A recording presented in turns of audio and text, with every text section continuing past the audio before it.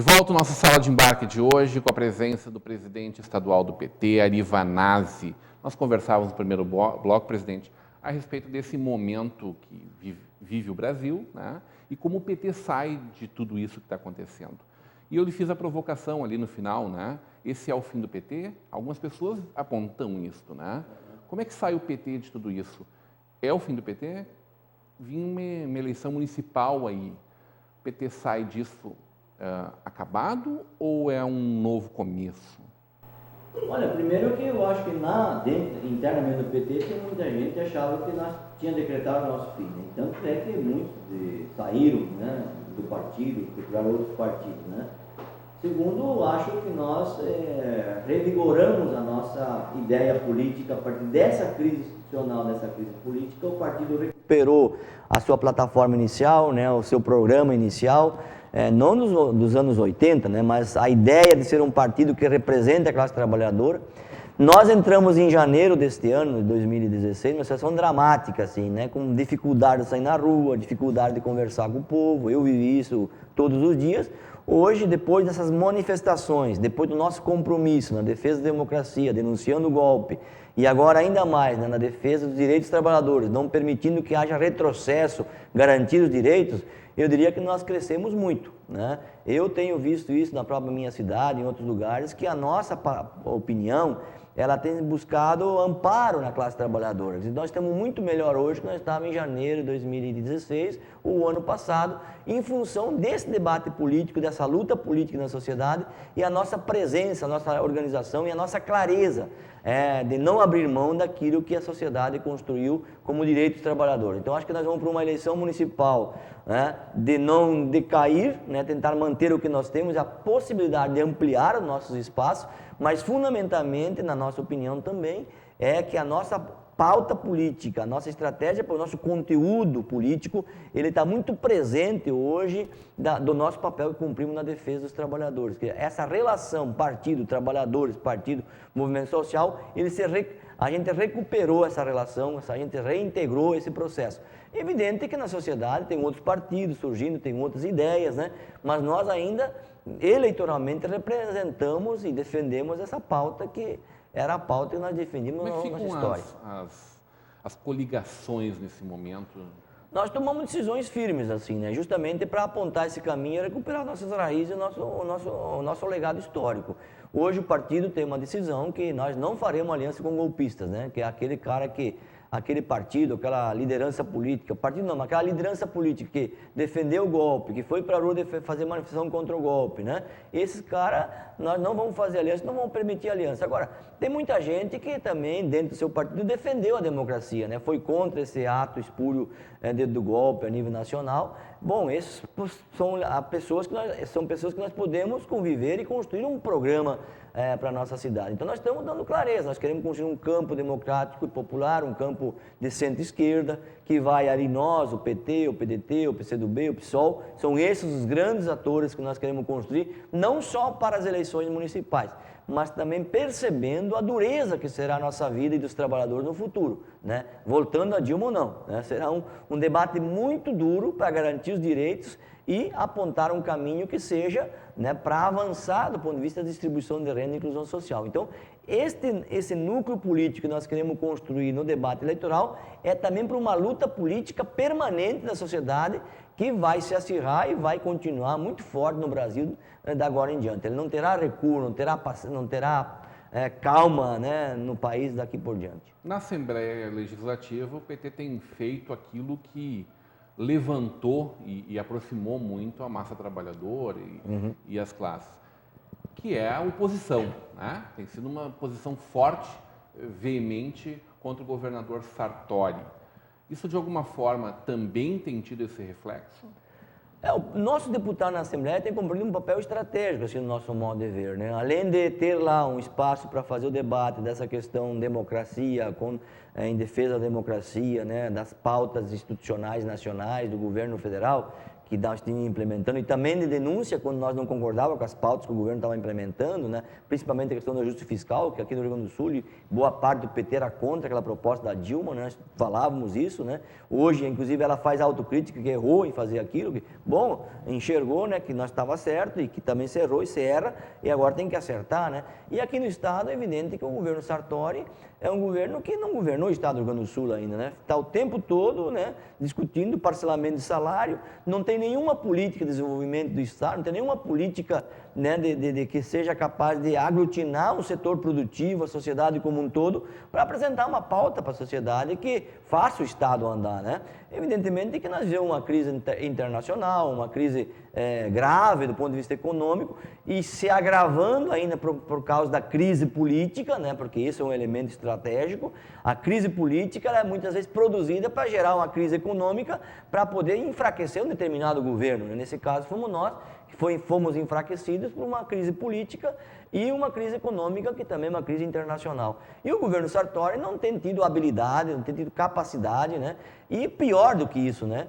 Tem tido uma postura muito séria, né, que é de privatização do Estado, né? Se fala agora, se construiu pedágio em todas as estradas de novo. É verdade que as estradas estão com problema, mas tinha uma agência pública que poderia dar conta disso com uma certa paciência, uma certa estratégia de investimento, mas vai se privatizar. Bom, aí o custeio vai aumentar, o custo de produção vai aumentar, vai trazer mais dificuldade para o Estado, e assim são em vários atores da área da saúde que não aplicam a lei, né, que tem diminuído muito o investimento na saúde, na educação, além de não investir, não paga o salário dos professores, e tudo isso é em função da crise. Mas no nosso governo Tarso também tinha crise. Como é que a gente resolveu isso? Nós fomos atrás, era negociar a dívida, captar recursos internacionais que serviriam para investimento. Então, eu vejo que os governos, né, de partidos tradicionais, na cidade, no governo de estado e a nível da União, é muito mais fácil reclamar e botar a culpa em alguém. É muito mais fácil fazer isso.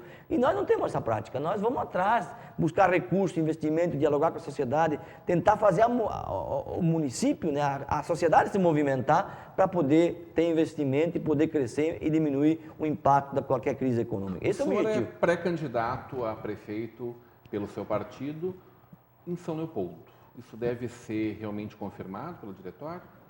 O diretório fez uma discussão, confirmou o meu nome, nós estamos lá montando um debate com alguns partidos, né, que fazem parte do nosso campo de aliança, e estamos construindo um método aí, né, de construir uma campanha eleitoral e também para construir uma relação direta com as comunidades, construindo um núcleo nos bairros, construindo um programa de governo que seja capaz de ser implementado para não mentir para a população, como sempre se faz em época de campanha. São Leopoldo, o senhor pretende encontrar ou acha que vai encontrar?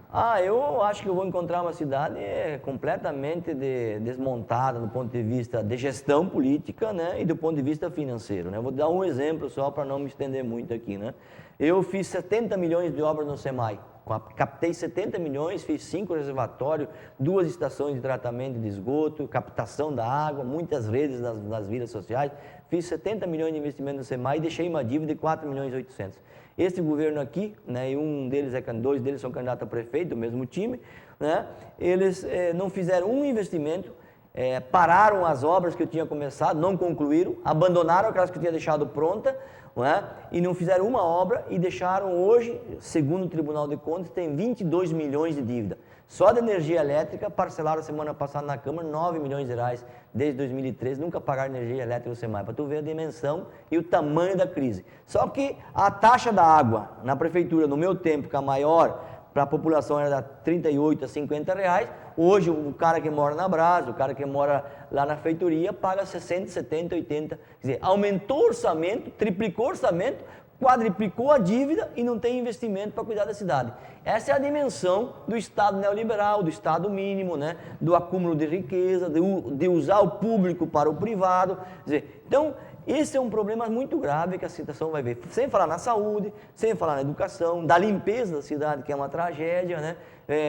Desfizeram um contrato com uma empresa que eu tentei várias vezes desfazer para não ter consequência jurídica, não consegui, porque sempre fui pedir na justiça. Fizeram linearmente e essa dívida está acumulando e são bilhões de reais que o município um dia vai ter que pagar. O senhor falou em justiça, o senhor não tem medo que de alguma forma, com todo esse acirramento de ânimos, e muitos dos seus opositores acabam discutindo e devolvendo muitas das críticas que o senhor faz deles hoje, né? Sim.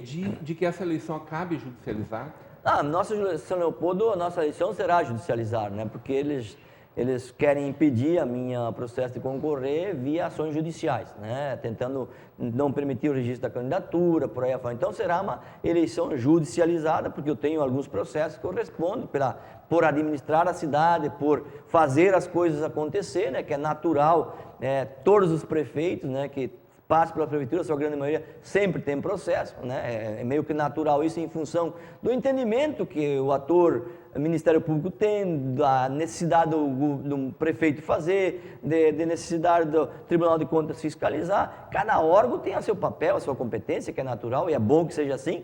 Então eu respondo alguns processos que eu vou responder por muito tempo em função da gestão que a gente fez e da contrariedade, muitas vezes, do poder local de fazer aquela política. Por exemplo, eu fiz um curso de jovem na cidade e que disseram que era um curso do PT, quando na verdade tinha 12 países participando em 2005, né? Participaram, inclusive o governo deposto do Paraguai, o Lugo participou desse encontro, era um encontro internacional, mas me acusaram, né, de ser um encontro do partido e tal, eu estou respondendo um processo. E assim, me acusaram de contratar concursado, por exemplo, quer dizer, então, são processos que faz parte da briga da oposição com o governo, né? Mas eu estou tranquilo, eu não tenho nenhum problema do ponto de vista da gestão, né? E eu sempre digo assim, né? Prefeito que não responde por nenhum processo é que ele não governou a cidade. Porque o cara que não quer ter processo, ele não faz absolutamente nada e, portanto, deixa o mundo rolar e não quer se incomodar. Eu não, eu tinha opinião, eu não podia ver ninguém passar fome, eu não podia ver nenhuma criança fora da sala, eu não podia deixar ninguém atendendo no hospital, no posto de saúde. Então, a gente tem que se desafiar muitas vezes em nome do bem da população que mais precisa. Esse é o nosso objetivo. Que PT o senhor pretende ver enxergar daqui a alguns anos, presidente? Primeiro, eu acho que nós temos uma tarefa enorme, né, de recuperar o legado do PT, de reafirmar o legado do PT que nós construímos nessa história. Segundo, através da prática política, do gesto político, do nosso agir político, demonstrar para a sociedade que efetivamente nós somos um partido que tem compromisso com os trabalhadores. E aí isso precisa estar na rua, precisamos estar na porta da fábrica, organizando a população. Eu trabalho e acredito que nós podemos recuperar esse PT. Nós vamos ter um congresso agora em novembro que vai redefinir a postura, a prática, os gestos do Partido dos Trabalhadores com eleições delegadas na base.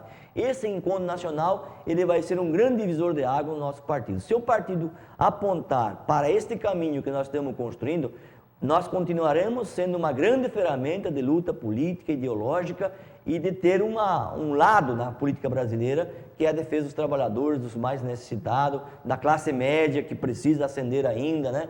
Que é esses elementos que nós construímos parte no governo e parte na luta política e parte nas prefeituras municipais. Eu emendo essa pergunta com uma última pergunta, que é, a gente está desembarcando agora de um voo, né, chegando num novo país, que é o Brasil daqui a alguns anos, daqui a 10 anos. Que Brasil é esse que o senhor quer encontrar? Olha, se o Brasil tiver a capacidade das suas instituições restabelecer o processo democrático no país e que esse processo de operação da Lava Jato, de combate à corrupção, ele vá em todas as instâncias sem seletividade, que pegue os políticos, mas que pegue também os poderes judiciários, que pegue também o setor empresarial, que já pegaram parte, mas muitos estão distantes desse processo. Se isso for a vontade, isso for a estratégia desse processo de combate à corrupção, que diga-se de passagem, quem criou isso, as condições para chegarmos aqui, foi o nosso governo. Foi nós que aparelhamos o Ministério Público, demos toda a autonomia ao Ministério Público, à Polícia Federal. Nós, que eu digo, foi as instituições que exigiram e o governo foi, né, parceiro nisso para dar condições. E é por isso que hoje essa corrupção todo mundo enxerga, porque antes ela existia muito maior, mas ela não aparecia, né? Porque era proibido falar, porque não tinha instituições, não tinha nada. Então, se esse processo também for sem seletividade, for de fato para não zerar, mas criar uma nova cultura, uma nova mentalidade para a população, eu diria para ti, né, que nós poderemos ter um Brasil melhor, né, mas que haja um processo que devolva o processo democrático, que se estabeleça esse processo de combate à corrupção sem seletividade, fortalecendo os órgãos de competência do Estado e principalmente que a gente possa ter aquilo que é nosso, das nossas riquezas, ter autonomia e gerência sobre ela. Se nós não tivermos isso, né, esta ideia, nós teremos um país daqui a 10 anos com mais de 40 milhões de miseráveis de novo, porque há um processo em andamento com esse golpe que se deu no país, de concentração de renda, de venda de patrimônio, de tirar a autonomia e de cercear o processo de investigação. Então, o Brasil que nós vamos ter vai depender desse momento político de restabelecer ou não a decisão para o povo, que o povo decida o que é melhor, e não um golpe como foi dado na Câmara Federal nesse último período. Presidente, queria agradecer muito a presença, né? Prontamente, com muito carinho, recebeu o nosso convite e prontamente a esposa está aqui com a gente. Muito obrigado, sucesso na sua construção. Obrigado, eu agradeço também, é sempre um prazer falar contigo e vir aqui, que é um espaço importante para nós dialogar com a nossa população. Obrigado e uma boa semana para todos nós. Muito bem.